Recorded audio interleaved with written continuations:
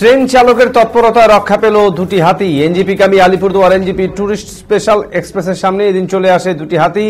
দূর থেকে হাতি দুটিকে দেখে ট্রেন থামিয়ে দেন চালকরা। হাতি দুটি ট্রেন লাইন পারাপারের পর ছাড়া হয় ট্রেনটি। বৃহস্পতিবার বিকেলে হাসিমারা মাদারিহাট রেল স্টেশনের মাঝখানে ঘটনাটি ঘটে। জলদাপাড়া জঙ্গল থেকে সে সময় বেরিয়ে আসে হাতি দুটি। ট্রেন চালকের তৎপরতায় ট্রেনটি থামালে রক্ষা পায় এই দুটি হাতি। এদিকে আরেকটা উঠতেছে, হ্যাঁ আমার ডান দিকে একটা আছে, উঠতেছে নিচে।